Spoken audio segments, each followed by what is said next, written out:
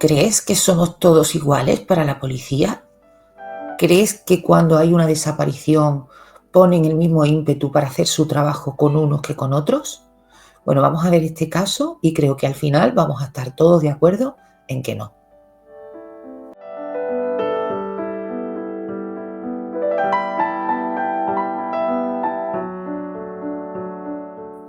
Bruce MacArthur nació el 8 de octubre de 1951 en Ontario, en Lindsay. Nació en el seno de una familia religiosa y vivía con sus padres y su hermana menor en una granja cerca de los lagos de Kawartha. Sus padres eran personas de muy buen corazón y siempre tenían acogido en casa, en régimen de acogida, a muchos niños que eran huérfanos, por lo que en su casa llegaron a vivir hasta 10, o sea, él tenía como 10 hermanos. Bruce siempre fue el chico raro, como que no encajaba en ningún grupo. Lo único que le ocurría es que era gay, pero no podía decírselo a nadie, luchaba contra sus sentimientos porque su familia y su comunidad nunca lo habrían entendido. Para guardar las apariencias, en 1973, cuando tenía 24 años, se casó con Janice, una antigua compañera del colegio. Más tarde, 6 años después, se mudaron a la ciudad de Oshawa, a una casa en Ormond Drive. Tuvieron 2 hijos, Melanie, que nació en 1981, y Todd, que nació en 1986. Él estuvo trabajando en centros comerciales, en grandes almacenes y de comercial para fábricas textiles. De cara a la galería eran la típica familia normal, fue una familia feliz, sin sospechar que Bruce sufría por no poder tener una relación con un hombre que era lo que realmente quería. Pero ¿quién se atrevería a ser señalado y repudiado por toda una comunidad, por los miembros de la iglesia, además donde eran miembros bastante activos? Él no quería. Bruce luchó contra sus instintos durante muchísimos años, pero en 1990 cayó en la tentación y tuvo relaciones con hombres. Iba de vez en cuando a la iglesia, a menudo, a confesar lo que para él eran sus gravísimos pecados. Y no pudo con la culpa y terminó confesándoselo a Janice. La verdad es que ella fue bastante comprensiva con él y decidieron continuar con el matrimonio, sobre todo para no causarle sufrimiento a sus hijos. Pero terminaron separándose en 1997 tras 24 años de casados. Bruce se mudó a Toronto, donde ser gay no era algo de lo que avergonzarse, y comenzó a trabajar como jardinero paisajista. La verdad es que le iba muy bien y tenía muchos clientes.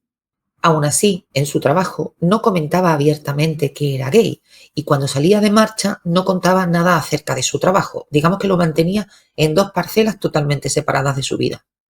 Así con el tiempo Bruce, que ya tenía 67 años cuando ocurre la historia que te voy a contar, se hizo un miembro muy querido de la comunidad.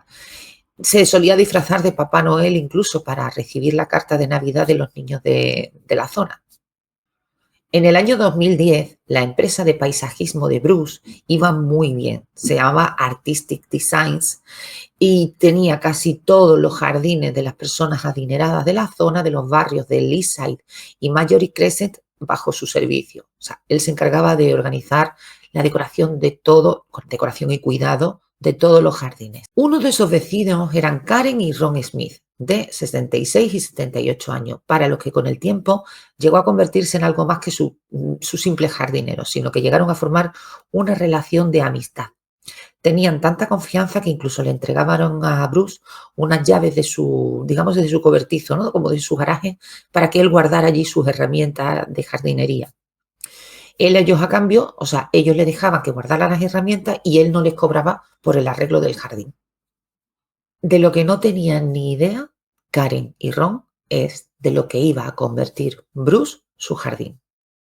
En enero de 2018, Karen y Ron estaban en casa como cualquier día y se sorprendieron muchísimo cuando en la puerta encontraron muchas patrullas de policía y se bajó de uno de los coches Bruce esposado, acompañado de un montón de agentes de la policía científica. Salieron al jardín y no podían creer lo que veían. De uno de los maceteros de su jardín, la policía comenzó a escarbar y sacó lo que parecía ser un brazo. Siguieron escarbando y sacaron varias partes de cuerpos, hasta formar un cuerpo completo. Pero ahí no quedó la cosa. porque después de escarbar en todos los sitios, buscar en todos los sitios que les iba indicando Bruce, sacaron 6 cuerpos. Y es que durante 7 años la comunidad gay del barrio Village de Toronto estuvo atemorizada por las continuas desapariciones de miembros de su comunidad. Ahora ya sabían cuál había sido el trágico final de esas personas que hasta la fecha figuraban como desaparecidas. Años atrás, Bruce se había registrado en varias webs para hombres, donde en su perfil decía que buscaba hombres sumisos. Normalmente subía fotografías estando de marcha en bares con hombres jóvenes, normalmente de apariencia asiática o árabe. Su primera víctima fue Skanda, un refugiado de Sri Lanka de 40 años que no tenía familia en Canadá que pudiera echarle de menos y al que normalmente solía contratar para realizar algún que otro trabajo de jardinería en su empresa. Acabó con él el 6 de septiembre de 2010, cuando Bruce tenía 61 años. Ya no pudo controlar su instinto. El 28 de diciembre acabó con otro hombre, un inmigrante afgano de 42 años llamado Basir. Fue la única víctima que no encontraron en el jardín de los Smith, porque encontraron su cuerpo cerca de un barranco. Pasaron 2 años y el 18 de octubre de 2012 acabó con otro señor llamado Hamid, que tenía 58 años y era un refugiado afgano. Era divorciado y tenía un hijo. Tras la desaparición de Hamid, la policía se dio cuenta de que los perfiles de las víctimas eran prácticamente todos iguales. Entonces crearon un equipo de trabajo llamado Proyecto Houston para investigar. Bruce fue interrogado, pero como testigo, nunca como sospechoso. Ni siquiera la inquietud de saber que la policía ya andaba investigando le detuvo, y en 2015 y 2016 acabó con Soroush, un iraní que estaba casado, y Din, un hombre inmigrante de 43 años. El 20 de marzo de 2017 acabó con Selim, un inmigrante turco de 44 años, y el 26 de junio de ese año, por primera vez, acabó con la vida de alguien que no era inmigrante. Todas sus víctimas o bien no tenían domicilio fijo o ni siquiera tenían familia en Canadá. Pero esta vez con Andrews fue distinto, porque era un hombre muy querido en la comunidad, muy conocido y que aparte trabajaba como camarero en uno de los bares de la zona gay. Por lo tanto, saltaron las alarmas muy rápido. A estas alturas, toda la comunidad levantaba la voz para denunciar la ineptitud de los policías ante tantas desapariciones y presionados, crearon otro grupo de trabajo llamado Proyecto Prisma. Cuando comenzaron a investigar, vieron la agenda de Andrews y en la página del día 26 de junio estaba anotado el nombre Bruce.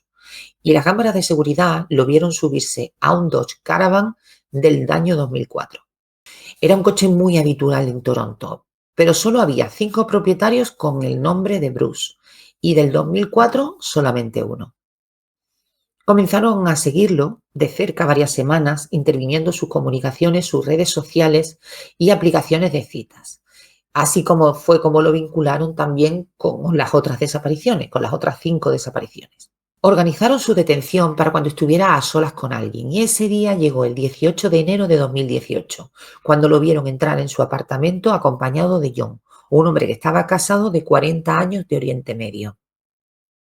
Esperaron unos minutos e irrumpieron en el apartamento tirando la puerta abajo. Y cuando entraron se encontraron a John tumbado en la cama con una bolsa en la cabeza y Bruce encima de él privándolo de oxígeno.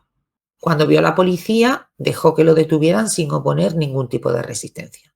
El amable jardinero había convertido su apartamento en un siniestro museo.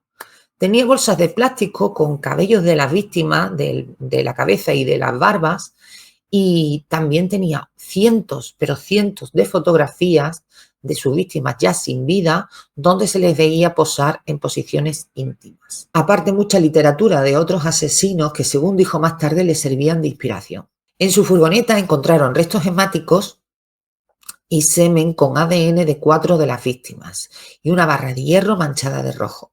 Cuando lo estaban interrogando en comisaría, daba la sensación de que estuviese aliviado, como si detenerlo hubiese sido por fin la única manera de hacerlo parar.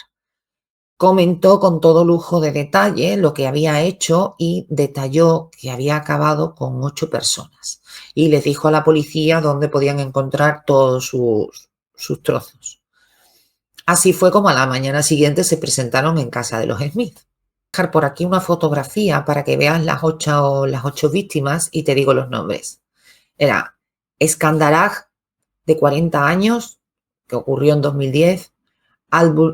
Abdul Basir, de 42 años, también en 2010. Majid, de 58 años, en 2012. Soruch, 50 años, 2015. Kirusha, 37 años, 2016. Dean, 47 años, 2016. Selim, 44 años, 2017. Y Andrew, 49 años, también en 2017.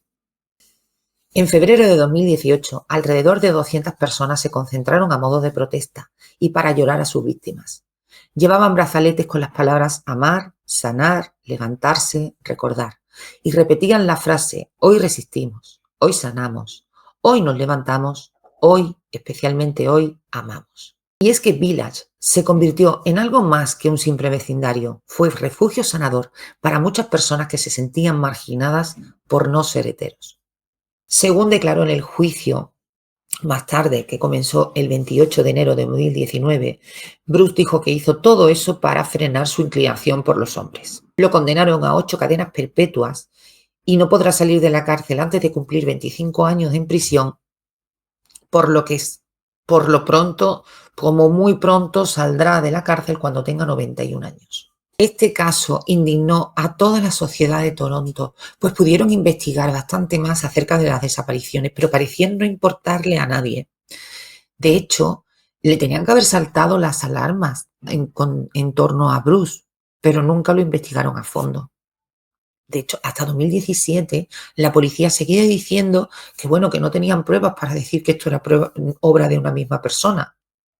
En 2016, 2 meses después de la desaparición de Dean, un hombre puso una denuncia diciendo que su amante lo había intentado asfixiar en un parking. Y lejos de interrogar a Bruce, porque la descripción que daba correspondía con la de él, lejos de interrogarlo, ni siquiera le echaron cuenta, a pesar de que ya lo habían interrogado 2 veces como testigo. Ni siquiera se molestaron en consultar los antecedentes penales de Bruce, que los tenía, porque el 31 de octubre de 2001, hacía 7 años, un chico llamado Mark lo invitó a su casa. Cuando llegaron, con idea de mantener relaciones, Bruce sacó una barra de hierro que llevaba escondida en la ropa y lo golpeó en la cabeza. Cuando Mark se despertó, llamó al 911 y denunció a Bruce, pero cuando lo interrogaron dijo que no recordaba haberlo hecho. Llegó a un acuerdo y si se declaraba culpable, le suspenderían la condena de 729 días impuesta por el juez. No fue a prisión porque consideraron que estaba bajo los efectos de una medicación para evitar convulsiones y un relajante muscular, bueno, sustancias, ¿no? Y tenía un bajo nivel de reincidencia. Eso sí, le prohibieron acercarse a hombres que se ganaran la vida vendiendo relaciones, no podía frecuentar zonas de ambiente gay y no volvería a consumir sustancias. ¿Cómo pudieron ser tan inútiles para no investigar a Bruce? La verdad que me da muchísima rabia ver cómo hay personas tan invisibles a los ojos de la policía y la justicia.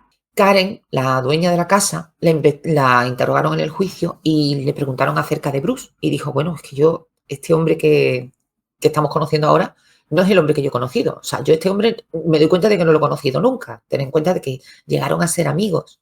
Y dijo que, bueno, que siempre le había parecido un hombre que parecía bastante feliz con las decisiones que había tomado en la vida, pero ya que se iba a imaginar. Es que yo quiero que hagáis un ejercicio y penséis una cosa. Imaginaros que tenéis una casa bonita, con un jardín precioso, ¿vale? Que os cuidan súper bien. En el jardín normalmente soléis comer todos los días, celebráis fiestas familiares. Y te das cuenta un día que ese sitio idílico es un cementerio. Que los bonitos maceteros que te rodean, con plantas y con flores, son en realidad tumbas improvisadas de trozos de cuerpos humanos. Seguramente yo creo que me iría de esa casa. Honestamente te lo digo, no creo que pudiera seguir viviendo allí. Y seguramente me quedaría con un trauma que me costaría años superar, sinceramente. Pues nada, pues hasta aquí el caso de hoy. Un caso de ineptitud policial, injusticia con una comunidad. Hay personas que lamentablemente son invisibles a los ojos pues de todos nosotros. ¿Para qué vamos a ser hipócritas, no? Estos señores que fallecieron no tenían familia, eran inmigrantes, parecían no importarle a nadie. Así que si te ha parecido interesante el caso, suscríbete para más. Y yo me despido. Hasta la próxima con un beso muy fuerte. Gracias.